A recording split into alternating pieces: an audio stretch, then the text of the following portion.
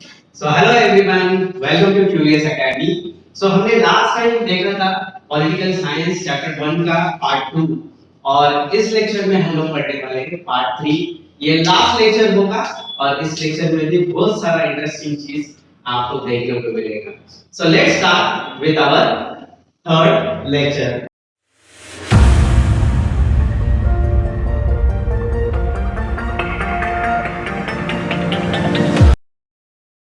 That is the role of judiciary. What is meant by judiciary? तो judiciary होती है courts, laws and all these things.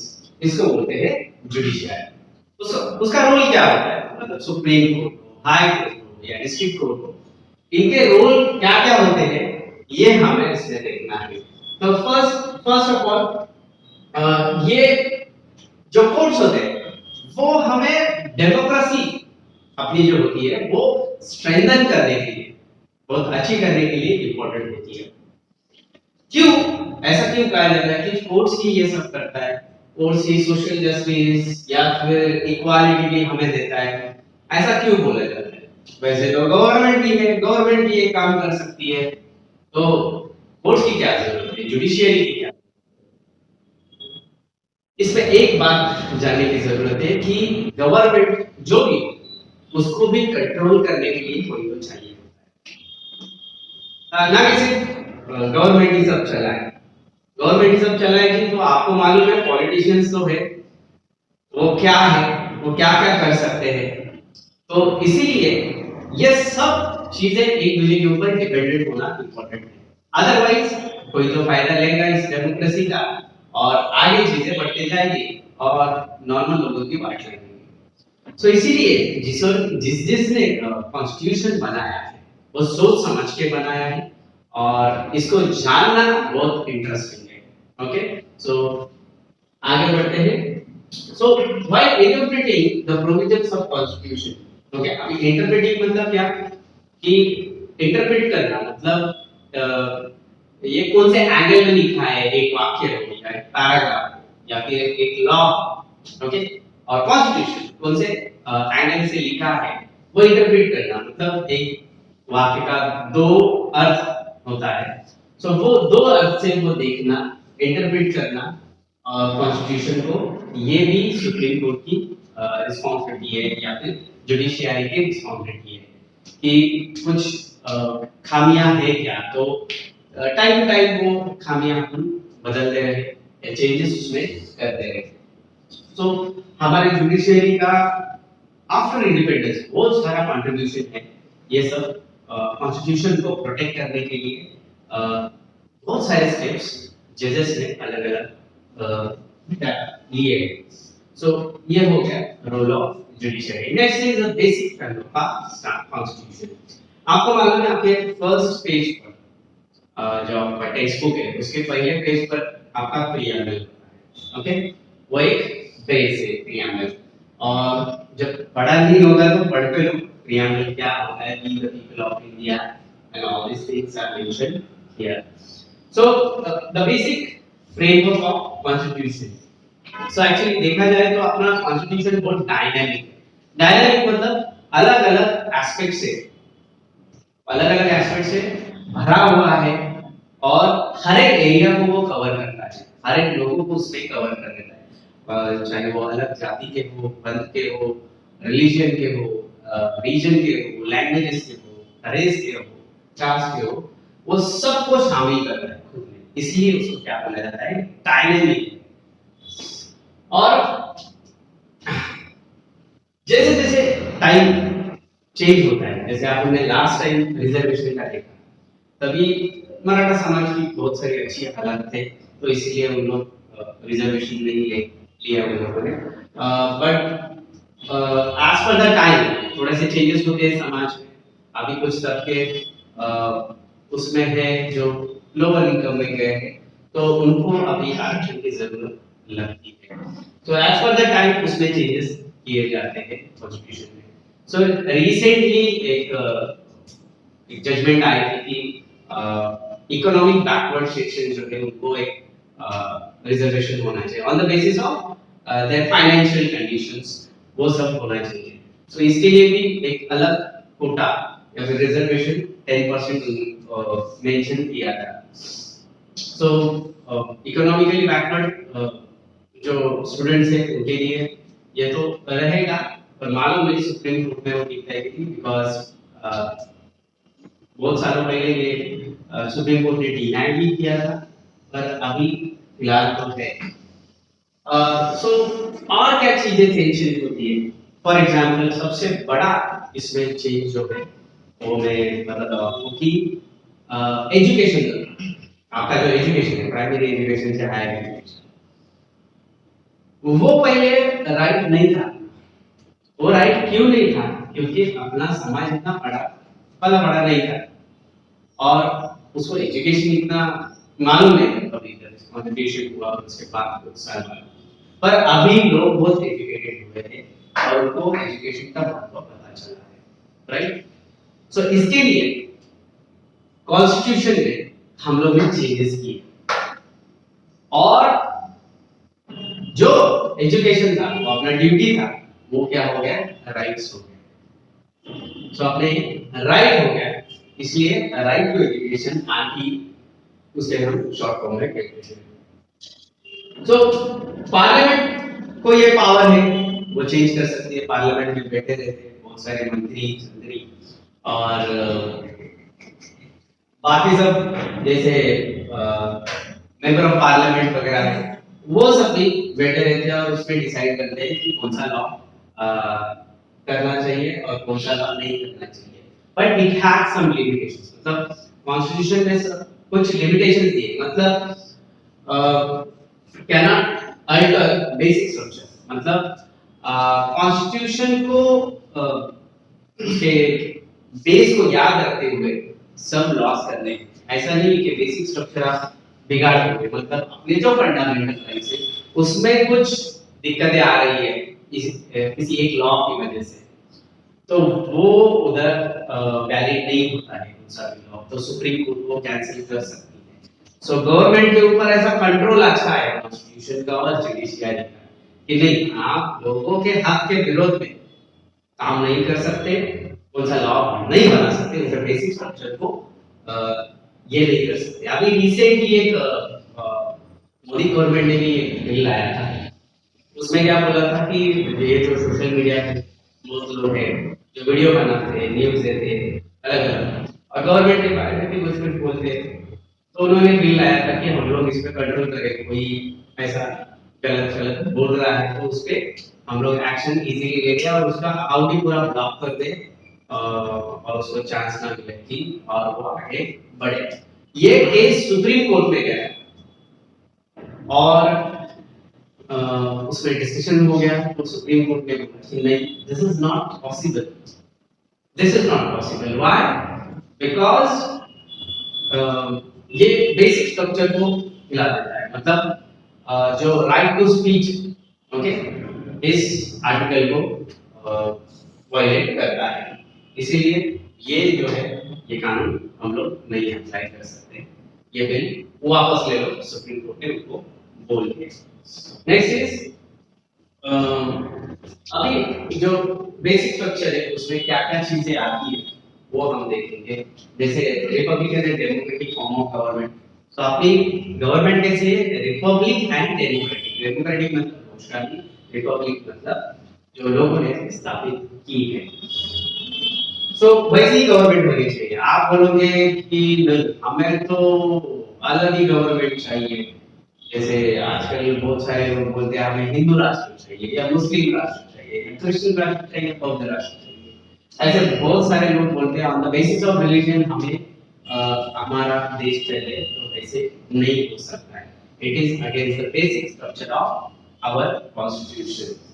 सो ये federal structure मतलब क्या? Central government ऊपर रहेगी, स्टेट गवर्नमेंट नीचे रहेगी, उसके नीचे म्युनिसिपैलिटीज वगैरह ये सब चीजें रहेंगी, उसमें कुछ बदलाव नहीं हो सकता है। इसीलिए यूनिटी एंड इंटीग्रिटी, मतलब हम लोग एक साथ ही है, हम लोग अलग अलग नहीं है, वो यूनिटी है, हमारे देश की यूनिटी को एक दरार उसमें नहीं पड़नी चाहिए। अलग अलग स्टेट है और आगे आ जाएगा कोई और बोलेगा हमको तो अलग देश चाहिए, ऐसा नहीं चाहिए। सो वो हमारे यूनिटी के लिए बहुत डेंजर है। तो उसके लिए अलग लॉ, अलग देश वगैरह करना पॉसिबल नहीं है। It is against the constitution.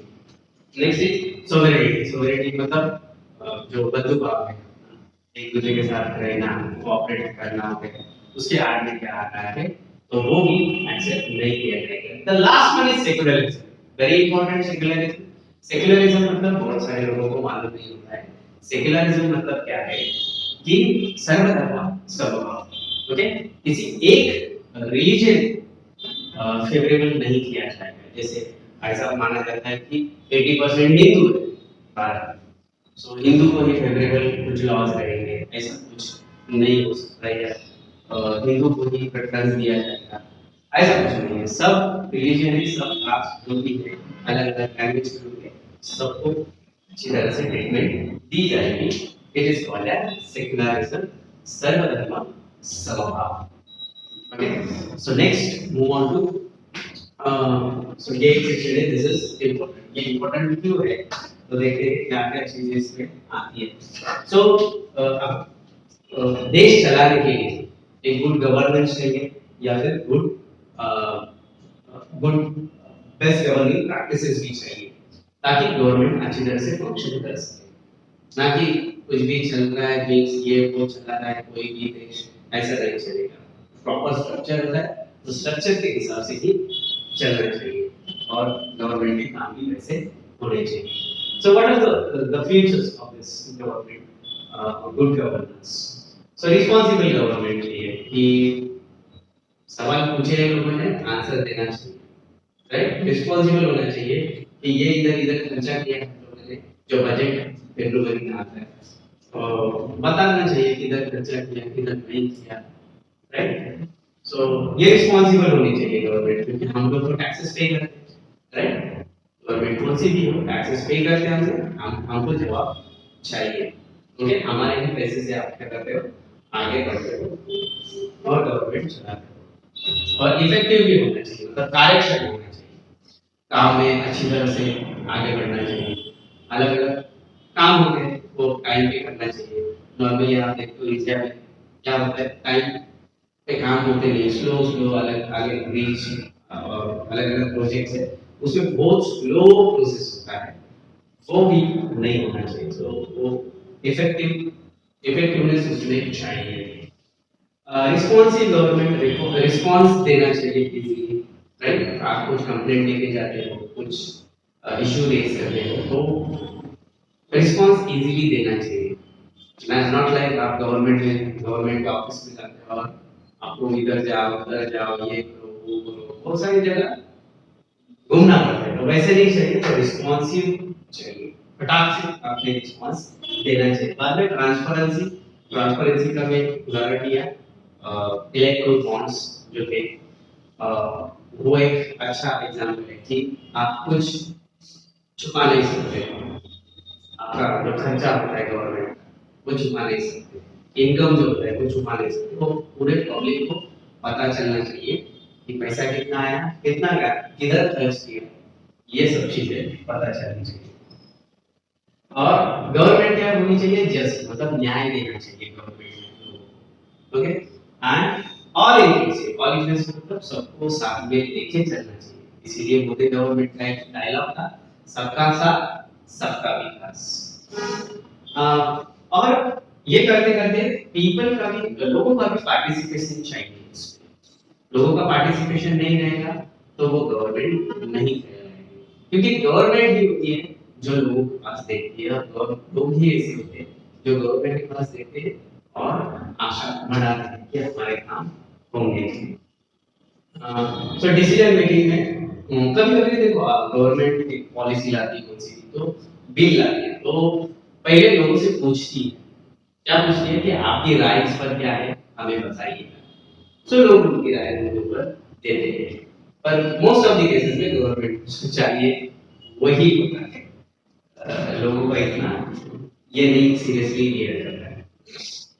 Judgements bye supreme court, अभी एक सेक्शन नहीं था कि ऐसे कौन से जजमेंट्स हैं सुप्रीम कोर्ट के जिधर ये सब चीजें इंक्लूड है।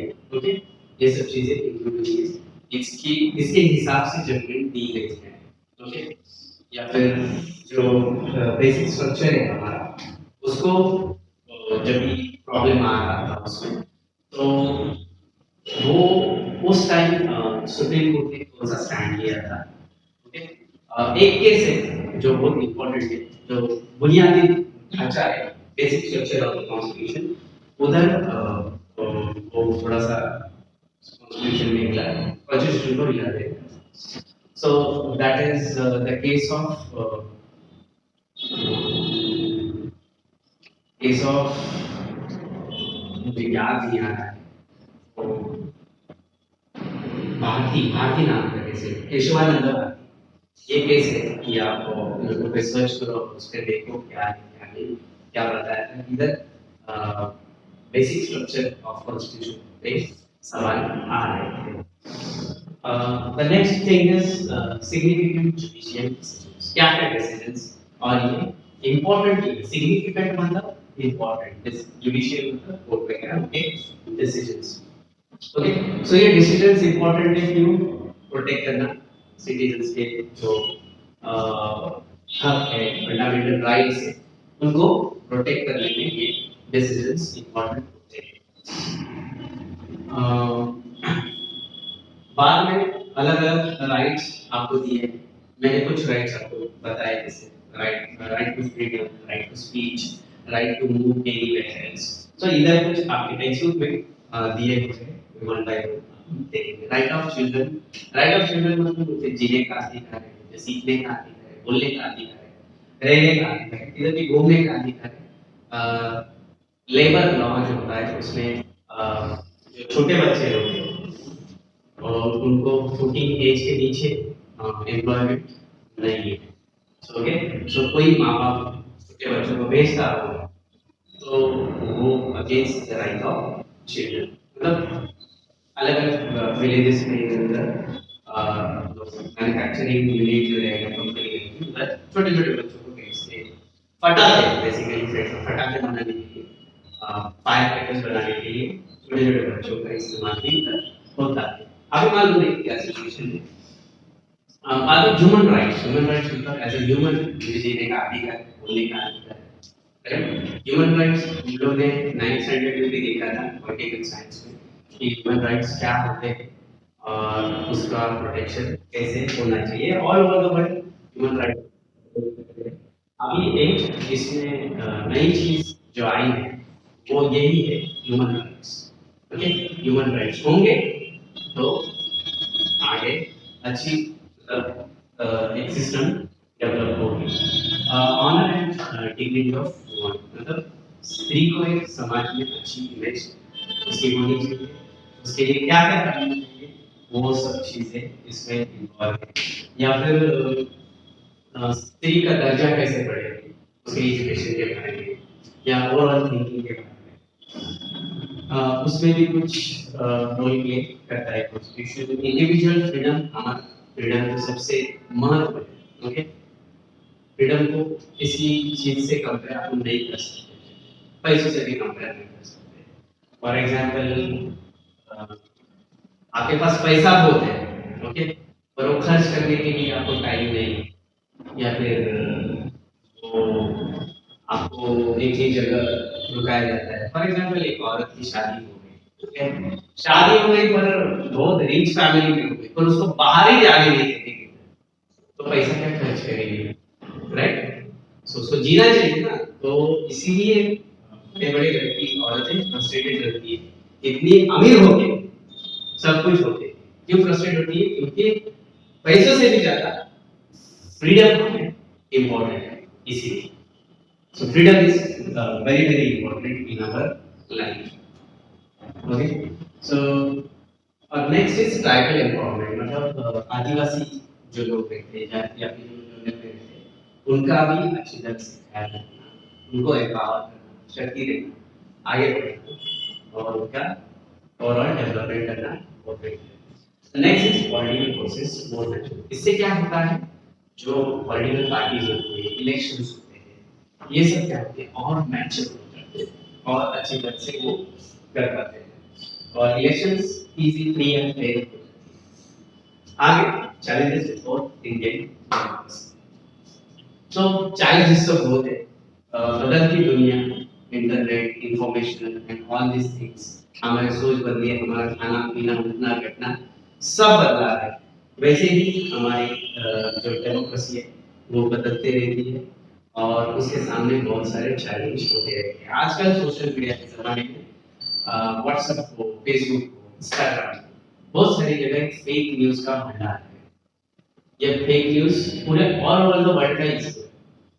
तो इस फेक न्यूज से कैसे टैकल करना है हमें, और इस फेक न्यूज की वजह से डेमोक्रेसी में भी प्रॉब्लम आ रहा है।